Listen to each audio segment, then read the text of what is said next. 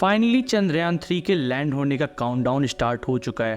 कुछ दिन पहले तक चांद के साउथ पोलर रीजन में लैंड करने के लिए चंद्रयान 3 रसिया के लूना 25 से रेस कर रहा था, बट लूना 25 के क्रैश होने के बाद अब मून के ऑर्बिट में सिर्फ हमारे इंडिया का चंद्रयान 3 ही है।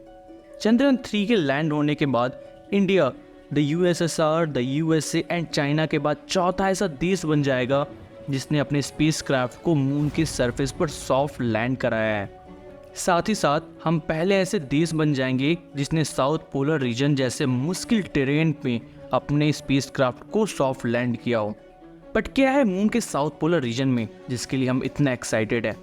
लैंड करने के बाद चंद्रयान 3 का काम क्या होगा एंड चंद्रयान 3 का आखिर मिशन है क्या?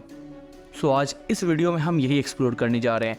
सो अगर आप भी क्यूरियस हो तो इस चैनल को सब्सक्राइब कर लो एंड इस वीडियो को एंड तक देखना। वेल सी, मून का साउथ पोलर रीजन साइंटिस्ट्स के लिए काफ़ी इंटरेस्टिंग रीजन है एंड ऐसा इसीलिए क्योंकि यहाँ शायद पानी फ्रोजन फॉर्म में है एंड वो भी काफ़ी ज़्यादा।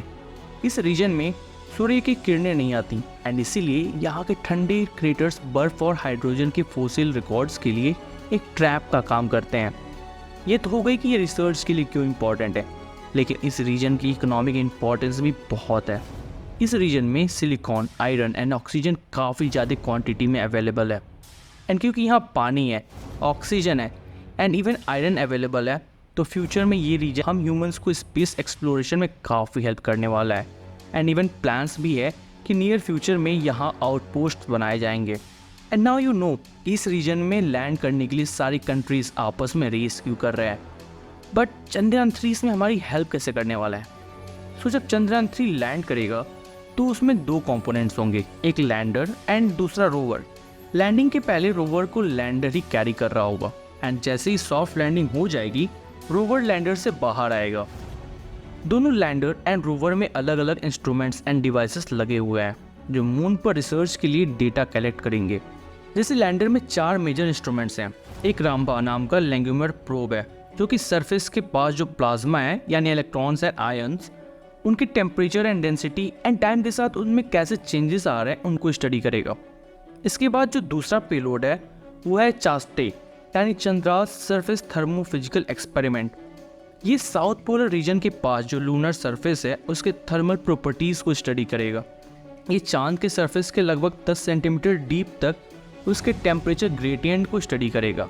इसके बाद इल्सा यानी instrument for lunar seismic activity चांद के सरफेस पर होने वाले सिस्मिक एक्टिविटीज़ को स्टडी करेगा एंड साथ ही साथ सिस्मिक एक्टिविटीज़ की वजह से जो मून के मेंटल, क्रस्ट एंड पोर पर उसका इफेक्ट हो रहा है उसको स्टडी करेगा एंड उसकी वेलोसिटी एंड एक्सीलरेशन एंड इसकी वजह से होने वाले डिस्प्लेसमेंट को भी स्टडी कर रहा होगा। जो लास्ट इंस्ट्रूमेंट है वो है LRA यानी लेज़र रेट्रोफ्लेक्टर अरे, जो चांद के सरफेस को लेजर के थ्रू स्टडी करेगा। इस इंस्ट्रूमेंट की हेल्प से मून के डायनेमिक सिस्टम को स्टडी किया जाएगा। तो एक्चुअली में ये एक पैसिव इंस्ट्रूमेंट है यानी इसको किसी पावर सोर्स की ज़रूरत नहीं है एंड ये अर्थ के ग्राउंड स्टेशन से आने वाली लेजर लाइट्स को रिफ्लेक्ट कर रहा होगा। तो ये वो इंस्ट्रूमेंट्स हैं जो लैंडर में इंटीग्रेट किए गए हैं। बट लैंडर एक बार लैंड हो जाएगा तो उसके बाद तो मूव नहीं करेगा, तो फिर सराउंडिंग रीजन्स एंड उसके सॉइल को कैसे स्टडी किया जाएगा?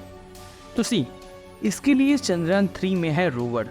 रोवर में 2 मेजर पेलोड्स हैं, एक laser induced breakdown spectroscope and दूसरा APXS यानी alpha particle x-ray spectrometer. LIBS यानी लेज़र स्पेक्ट्रोस्कोप मून के सॉइल में पाए जाने वाले एलिमेंट्स को पहचानेगा एंड फिर उनमें जो केमिकल्स हैं उनकी क्वांटिटी को एनालाइज करेगा एंड साथ ही साथ उन केमिकल्स को उनके एटॉमिक लेवल पर भी स्टडी करेगा। सेम काम APXS भी करेगा यानी वो भी मून के सॉइल्स एंड रॉक्स पर जो एलिमेंट्स हैं उनको समझने की कोशिश करेगा, लेकिन ये लेजर की जगह एक्सरे एंड अल्फा पार्टिकल को यूज़ कर रहा होगा। ये अपने सराउंडिंग में एक्सरे एंड अल्फा पार्टिकल को स्कैटर करेगा एंड उसके बाद उनके केमिकल कंपोजिशंस को स्टडी करेगा एंड ये सब स्टडीज़ एंड डाटा कलेक्शन सिर्फ 14 दिन में होंगी क्योंकि लैंडर एंड रोवर का मिशन ड्यूरेशन 14 डेज़ का ही है एंड इस मिशन से इसरो पूरे वर्ल्ड को ये दिखा देगा कि वो भी मून पर सॉफ्ट लैंडिंग कराने में कैपेबल है एंड इसके बाद इंडिया भी उस एलीट स्पेस क्लब का मेंबर बन जाएगा। सो अब हम मिलेंगे चंद्रयान 3 के सॉफ्ट लैंडिंग के बाद। एंड हाँ, अगर आपको ये वीडियो अच्छा लगा हो तो प्लीज़ लाइक एंड शेयर करना एंड ऐसे वीडियोस और भी देखने तो हमारे चैनल को सब्सक्राइब करना मत भूलना।